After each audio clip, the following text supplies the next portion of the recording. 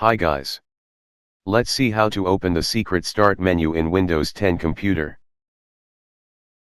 Here you can see, 2 easy ways of doing it. First option.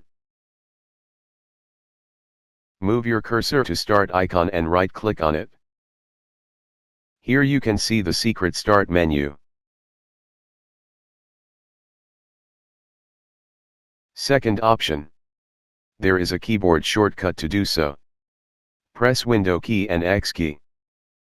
Here you can see the secret start menu. That's it.